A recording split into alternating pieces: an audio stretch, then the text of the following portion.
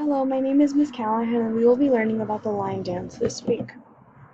Our lesson objective reads, the students will be able to perform a line dance to the song Achy Breaky Heart, which helps in promoting rhythm coordination of both partners, the development of upper and lower body strength, and locomotor skills. Our standard is taken from the physical education standards and it reads 1.15, perform a line dance, a circle dance, or a folk dance with a partner. In terms of accommodations, we will be making accommodations as needed. I will also help in making sure that each of my students are provided with the individual help needed to support and further their progress with the dance. If a student does not understand a concept of the dance, I want to ensure they feel comfortable to speak up in my classroom. In order to teach this song effectively, we will need a Bluetooth speaker, iPhone, iPad, or computer with access to the song Achy Breaky Heart. And we will also need a poster with the step sequences for ELL learners, a laptop, and a projector. To begin class, I will show them a video of what they will be doing, which is here. After we watch the video, I will have students answer the following questions. Do you know what line dancing is? Have you ever seen line dancing before? Since you will be performing in front of the school, do you have any experience with that? Have you learned a dance routine before? Do you enjoy dancing? And are you excited about this project? In terms of are you excited about this project, I would also ask them to say if they're nervous, and if they're nervous, list why, because some of their classmates may be feeling the same way as well. Our exit strategy to the gym will be to have students clear their desks, walk in a straight line to the gym, where we will then practice our song Achy Breaky Heart. This dance is best taught in one big group so that students will be able to be spatially aware of each other. Our first choice in location will be the gym. This is the ideal location because students are able to become familiar with the space they will be performing in. However, if we don't get the gym, our second choice would be the field area because it also provides the same big space as the gym would. However, the downside of this is that students will not be familiar with the space where they would be performing, so we would definitely push to have the gymnasium. Before we begin with the dance, students will begin by participating in the following warm-up exercises for 30 seconds each side.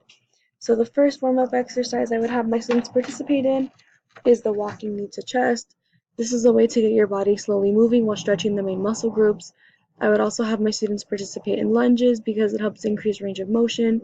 They would also participate in the forward bend because it allows you to stretch your back and your legs. And they would also participate in the shoulder activation on the wall, which allows you to warm up your shoulders, arms, and core all at once.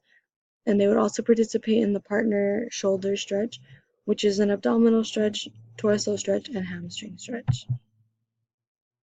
As far as assembly goes, students are instructed to stand in sets of 3 to 5 per line in a boy-girl alternating formation.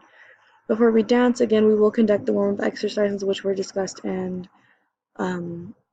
talked about on the previous slide. And the partner shoulder stretch is the most important, as seen on the right corner, because it familiarizes students with those next to and around them. Students will be sure to learn the following step sequences, where they step forward to the right, forward to the left, forward to the front, forward to the back, and turn and repeat. So students will be instructed to practice these 3 times with the teacher's guidance and will then perform the dance by themselves. If a student does not have the routine down all the way, we would then split into groups to work with those struggling. For those who are not struggling, I will select a leader, which is typically going to be the person who knows the dance in and out to lead that group.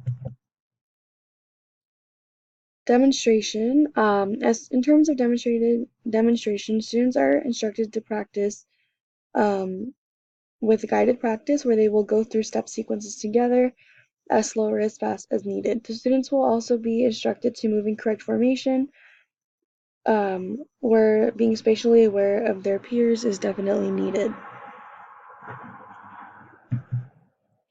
When the time comes for independent practice, students will perform the dance to Achy Breaky Heart without teacher instruction in order to provide variation and make students easier to observe. I will then break students up into groups of 6 to perform the line dance. Once they've all been put into groups of 6 and performed, students will then all gather together to perform as a whole.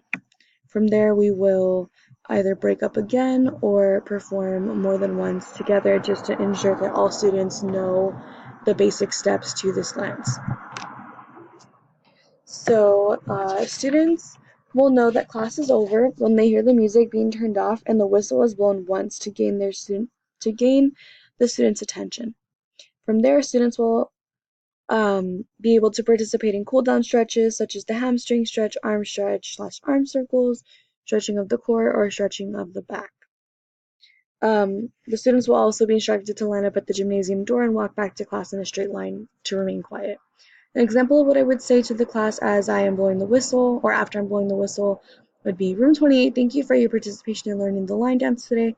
Please remember to practice at home because during the 4th week of this month, we will be participating in the school-wide talent show where you will be performing Achy Breaky Heart to the entire 3rd grade.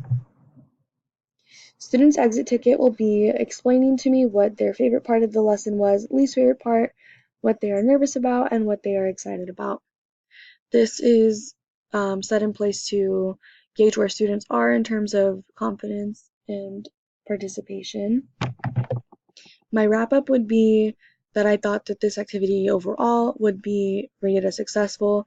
I would also use the same approach in the coming weeks because my standard does insist that I teach the circle dance and the folk dance as well. So I would use the same structure, but however, only alternating small things such as the formation in the following weeks when we deal with those specific dances. In terms of feedback that my student gave me when I was demonstrating and teaching her was after instructing, practicing, and watching them perform, that I found and she felt that it may have been easier to place her into a group from the beginning. However, I thought that since students are used to this setup, I will keep it during the following weeks when we practice the circle dance and folk dance due to the difference in formation. Thank you for listening. This is my explanation of my lesson plan on the line dance.